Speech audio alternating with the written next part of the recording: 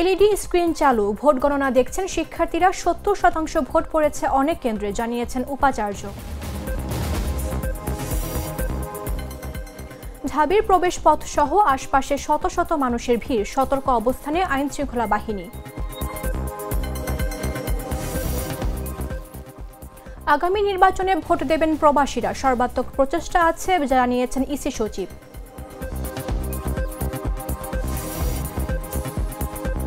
নতুন সরকারের মন্ত্রীদের জন্য কোনো গাড়ি কেনা হচ্ছে না, জানালেন উপদেষ্টা সালাউদ্দিন আহমেদ।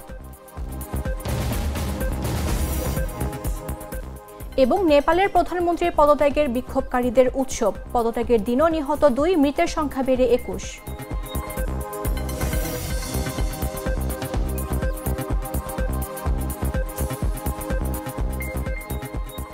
আমন্ত্রণ সন্ধ্যা 7টা নিউজে, আপনাদের সাথে রয়েছে আমি মামদুহা রাইসা।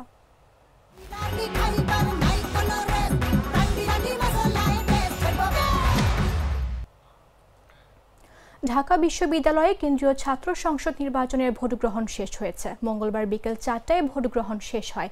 এরপর কিছু আনুষ্ঠানিকতা শেষে গণনার কার্যক্রম শুরু করেছে নির্বাচনী কর্মকর্তারা। এদিকে স্বচ্ছতা নিশ্চিতে ভোট গণনার দৃশ্য কেন্দ্রগুলোর সামনে এলইডি স্ক্রিনে দেখানোর ব্যবস্থা করেছে ঢাকা বিশ্ববিদ্যালয়ের প্রশাসন। বিকেল 4:45টার দিকে কেন্দ্রগুলোর বাইরে থাকা এলইডি স্ক্রিনে একে একে চালু করা হয়। এতে শিক্ষার্থীরা উচ্ছ্বাস প্রকাশ করেন। সবার দৃষ্টি এখন এলইডি স্ক্রিনে। এদিকে ভোট গ্রহণ শেষ হওয়ার পর থেকে সব কেন্দ্রের সামনে প্রার্থী ও শিক্ষার্থীদের উপচে পড়া ভিড় লক্ষ্য করা যায়। তারা ফলের অপেক্ষায় রয়েছেন। ভোটে কে জিতবেন তা নিয়ে চলছে জল্পনা কল্পনা। ঢাকা বিশ্ববিদ্যালয়ে কেন্দ্রীয় ছাত্র সংসদ নির্বাচনে অনেক কেন্দ্রে 70% পর্যন্ত ভোট পড়েছে বলে জানিয়েছেন বিশ্ববিদ্যালয়ের উপাচার্য অধ্যাপক ডক্টর নিয়াজ আহমেদ খান। মঙ্গলবার বিকেলে ক্যাম্পাসের 3টি কেন্দ্র পরিদর্শন শেষে সিনেট ভবনের সামনে সাংবাদিকদের সঙ্গে আলাপকালে তিনি একথা জানান। নির্বাচন স্বচ্ছ হয়েছে দাবি করে উপাচার্য বলেন, এরই মধ্যে বিভিন্ন কেন্দ্রে 70%-এর বেশি ভোট সংগ্রহ হয়েছে। 4টার পরও যেসব শিক্ষার্থী লাইনে থাকবেন তাদের ভোট নেওয়া হবে। নির্বাচনে স্বচ্ছতার ঘাটতি নেই।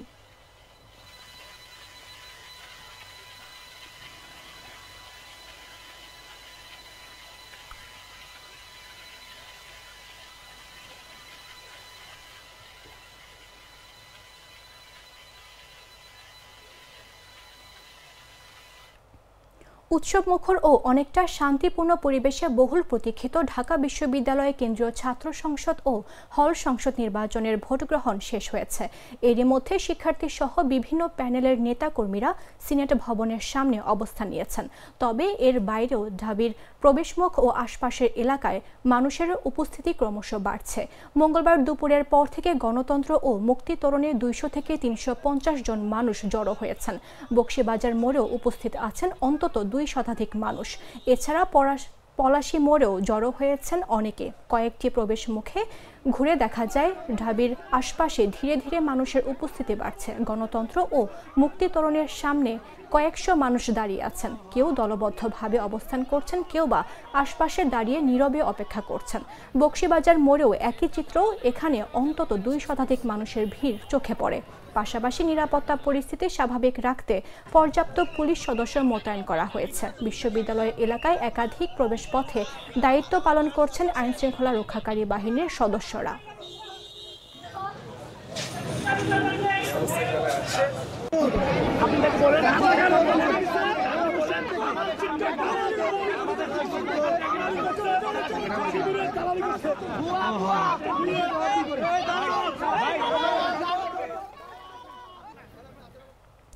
ঢাকা বিশ্ববিদ্যালয়ের ছাত্র সংসদ নির্বাচনে বিশ্ববিদ্যালয়ের কার্জন হলে সংবাদ সংগ্রহের সময় অসুস্থ হয়ে এক সাংবাদিক মারা গেছেন। জানা গেছে তিনি চ্যানেল এস টেলিভিশনের সিটি রিপোর্টার হিসেবে কর্মরত ছিলেন। মঙ্গলবার সংবাদ সংগ্রহকালে দুপুর 1:30টার দিকে তার মৃত্যু হয়। মৃত সাংবাদিকের নাম তরিকুল ইসলাম। তিনি চ্যানেল এস টেলিভিশনের সিটি রিপোর্টার হিসেবে কর্মরত ছিলেন বলে জানা গেছে। জানা যায়, ঢাবির কার্জন হলের ভেতরে সংবাদ সংগ্রহ করার সময় লাইভে ছিলেন তরিকুল শিবলি। হঠাৎ অচেতন হয়ে পড়ে যান। পরে তার সহকর্মীরা তাকে উদ্ধার করে ঢাকা মেডিকেলে নিয়ে এলে চিকিৎসক তাকে মৃত ঘোষণা করেন।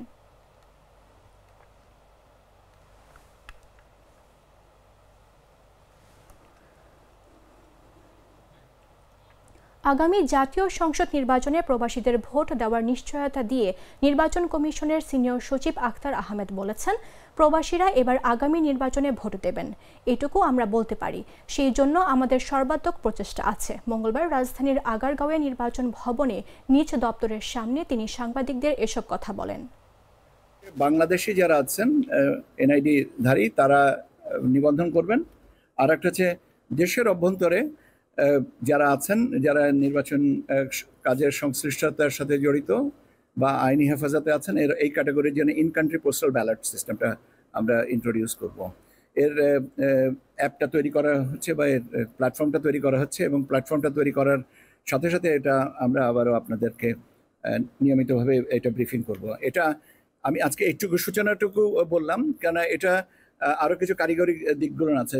কারিগরি দিকগুলো স্পষ্ট না হওয়া পর্যন্ত আগাম এটা বলা ঠিক না। নতুন সরকারের মন্ত্রীদের জন্য কোনো গাড়ি কেনা হচ্ছে না বলে জানিয়েছেন অর্থ মন্ত্রণালয়ের উপদেষ্টা ডক্টর সালাউদ্দিন আহমেদ। তবে আগামী নির্বাচনকে সামনে রেখে মাঠ প্রশাসনের কর্মকর্তাদের জন্য ৩০০টির মতো গাড়ি কেনার প্রস্তাব অনুমোদন দেওয়া হয়েছে বলেও জানিয়েছেন তিনি। মঙ্গলবার সচিবালয়ে সরকারি ক্রয় সংক্রান্ত উপদেষ্টা পরিষদ কমিটির সভা শেষে সাংবাদিকদের প্রশ্নের জবাবে উপদেষ্টা একথা জানান। বিভিন্ন সংবাদ মাধ্যমে সংবাদ প্রকাশিত হয়েছে, আগামী মন্ত্রিসভার মন্ত্রীদের জন্য 7টি গাড়ি কেনা হচ্ছে। এ বিষয়ে দৃষ্টি আকর্ষণ করলে অর্থ উপদেষ্টা বলেন, এটা আপনারা কোথায় দেখেছেন জানি না, আমাকে কোট করেছে, আমি নাকি অ্যাপ্রোচ করেছি, কোনো প্রশ্নই আসে না। কোনো গাড়ি কেনার জন্য আমরা এসব করিনি। জনপ্রশাসন মন্ত্রণালয় থেকে তারা একটা প্রস্তাব দিয়েছিল, আমি তা বন্ধ করে দিয়েছি, কেনা হবে না।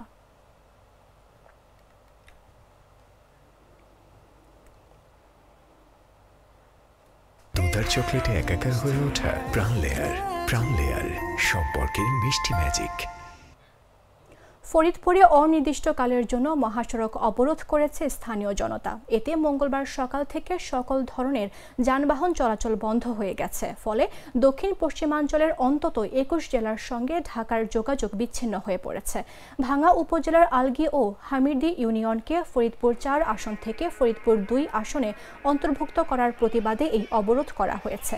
মঙ্গলবার সকাল 8:30 থেকে ভাঙ্গার পুকুরিয়া ও সোয়াদি সহ বেশ কয়েকটি স্থানে মহাসড়কের ওপর গাছ, বাঁশ ও ইট ফেলে অবরোধ করেন কয়েক হাজার স্থানীয় জনতা। এতে দক্ষিণ পশ্চিমাঞ্চলের যানবাহন বন্ধ হয়ে গেছে। দুই পাশে শত শত যানবাহন আটকা পড়েছে। বিক্ষোভকারী ও প্রত্যক্ষদর্শীরা জানান, সকাল থেকে পুকুরিয়া, সোয়াদি ও মনসুরাবাদে মহাসড়কের ওপর গাছ ফেলে ও টায়ার জ্বালিয়ে বিক্ষোভ করেছে হাজার হাজার মানুষ। ফরিদপুর 4 আসন থেকে ভাঙ্গা উপজেলার 2টি ইউনিয়ন কেটে নেওয়ার পরিবর্তে ভাঙ্গা নিয়ে গঠিত ফরিদপুর 5 আসন পুনঃপ্রবর্তনের দাবি জানিয়েছেন তারা।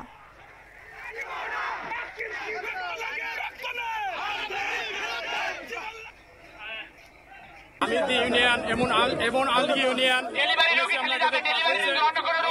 নিয়ে যাওয়া হয়েছে। আমাদের এক বিন্দু রক্ত থাকাকালীনই আমরা নগরকান্দা যাব না।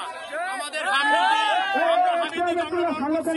আমাদের বাপদাদা 14 হামিরদি গঠন করছে। আমাদের স্থান এখানে, আমরা কখনোই হামিরদি ভাঙ্গা থানায় যাবে না, নগরকান্দা থানায় যাবে না।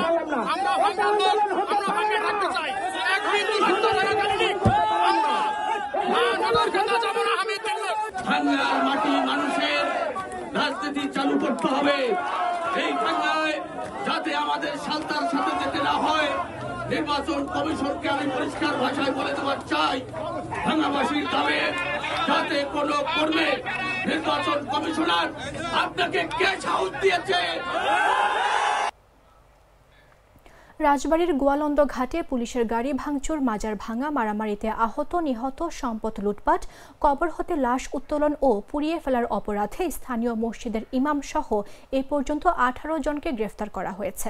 মঙ্গলবার সকালে প্রধান উপদেষ্টার প্রেস উইং থেকে পাঠানো এক বার্তায় এ তথ্য জানানো হয়। এতে বলা হয়, রাজধানীর গোয়ালন্দে পুলিশের গাড়ি ভাঙচুর, মাজার ভাঙা, মারামারিতে আহত নিহত, সম্পদ লুটপাট, কবর থেকে লাশ উত্তোলন ও পুড়িয়ে ফেলার অপরাধে আজ সকাল পর্যন্ত 18 জনকে গ্রেফতার করা হয়েছে। গ্রেফতারদের মধ্যে রয়েছেন স্থানীয় মসজিদের ইমাম লতিফ হুজুর। তিনি ঘটনার পর তাকে তিনি ঘটনার পর থেকে পলাতক ছিলেন। আজ ভোরে তাকে মানিকগঞ্জের চর এলাকা থেকে গ্রেফতার করা হয়েছে। এছাড়াও মাজারভাঙ্গা মারামারিতে আহত নিহত, সম্পদ লুটপাট, কবর থেকে লাশ উত্তোলন ও পুড়িয়ে ফেলার ঘটনায় নিহতের বাবা মোহাম্মদ আজাদ মোল্লা বাদী হয়ে সোমবার রাতে একটি মামলা দায়ের করেছেন।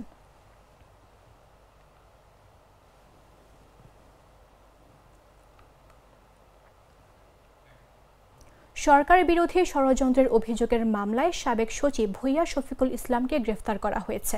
এর আগে মঞ্চ ৭১ এর অনুষ্ঠান থেকে গ্রেফতার করে আওয়ামী লীগের সাবেক প্রেসিডিয়াম সদস্য আব্দুল লতিফ সিদ্দিকীকে একই মামলায় কারাগারে পাঠানো হয়েছিল। মঙ্গলবার ডিএমপির উপ পুলিশ কমিশনার মোহাম্মদ তালেবুর রহমান জানান, ভূঁইয়া শফিকুল ইসলাম সহ কার্যক্রম নিষিদ্ধ আওয়ামী লীগ ও এর অঙ্গ সংগঠনের ৭ নেতাকর্মীকে গ্রেফতার করেছে ঢাকা মহানগর গোয়েন্দা পুলিশ। জানতে চাইলে গোয়েন্দা পুলিশের অতিরিক্ত কমিশনার মোহাম্মদ শফিকুল ইসলাম জানান, শাহবাগ থানার সন্ত্রাস বিরোধী আইনের মামলায় তাকে গ্রেফতার করা হয়েছে। লতিফ সিদ্দিকী, আবু আলম শহীদ খান সহ অন্যদের সঙ্গে গোপন আতাতের বিষয়ে তথ্য পাওয়ার পর তাকে গ্রেফতার করা হয়। ভূঁইয়া শফিকুল ইসলাম ২০১৩ সালে পরিকল্পনা বিভাগের সচিব ছিলেন। পরে ২০১৫ সালে তাকে রাষ্ট্রপতির কার্যালয়ের সচিব করা হয়।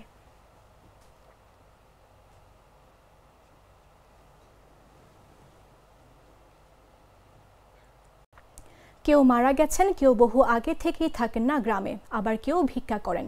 এমন ব্যক্তিদের নামে তোলা হয়েছে লাখ লাখ টাকা ঋণ, যা তারা জানেনই না। Sherpur social development foundation SDF এর একটি প্রকল্পে এমন অনিয়ম উঠে এসেছে অনুসন্ধানে। আর অভিযোগ সাপেক্ষে জড়িতদের বিরুদ্ধে ব্যবস্থা নেওয়ার কথা জানালেন উপজেলা প্রশাসন।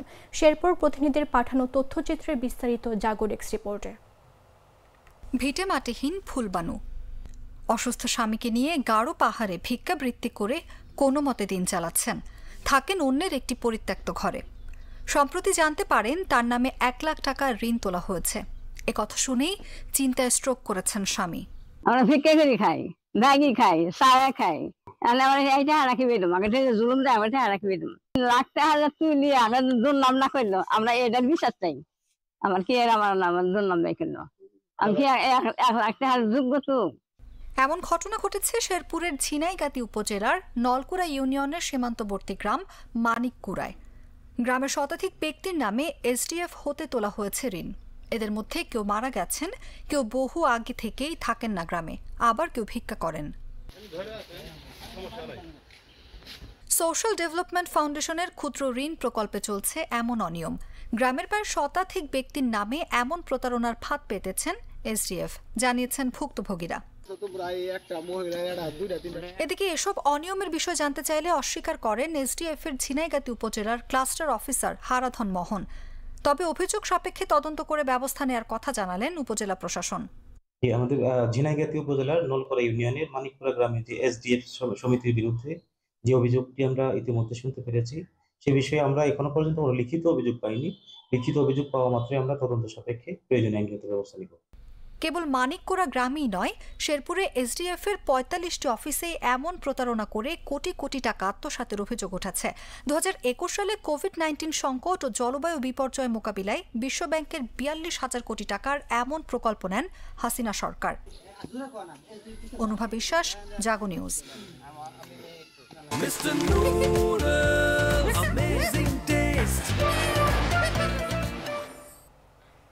জানাবো আন্তর্জাতিক সংবাদ।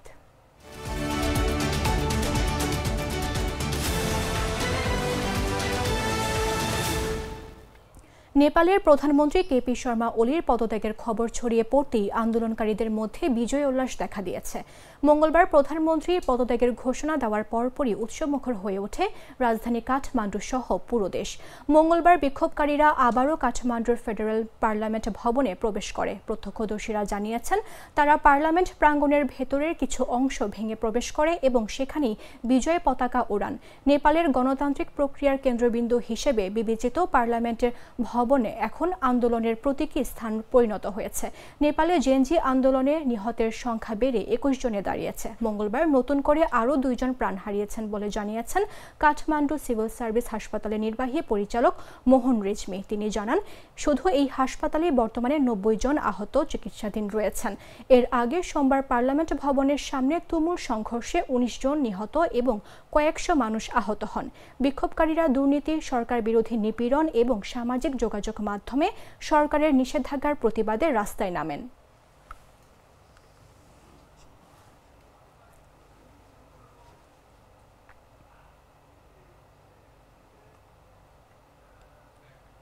সংবাদ শেষ করব খেলার খবর জানিয়ে।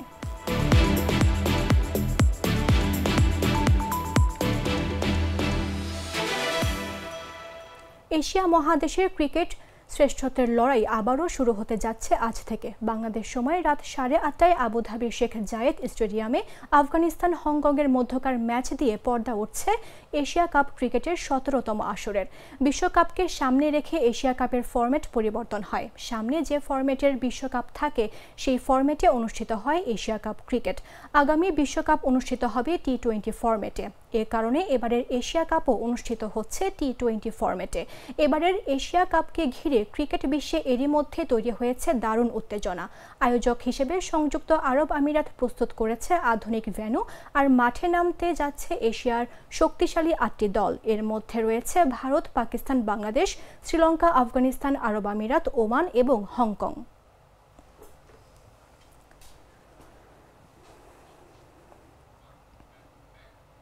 সংবাদ শেষ করার পূর্বে শিরোনামগুলো জানিয়ে দিচ্ছে আরও একবার।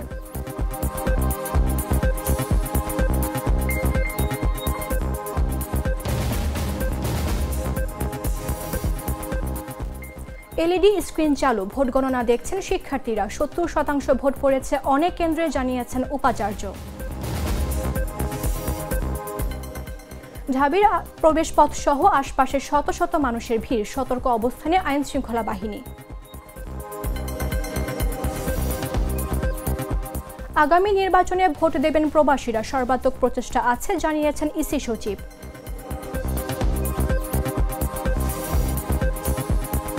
নতুন সরকারের মন্ত্রীদের জন্য কোনো গাড়ি কেনা হচ্ছে না, জানালেন উপদেষ্টা সালাউদ্দিন আহমেদ। এবং নেপালের প্রধানমন্ত্রীর পদত্যাগে বিক্ষোভকারীদের উৎসব, পদত্যাগের দিনও নিহত 2, মৃতের সংখ্যা বেড়ে 21।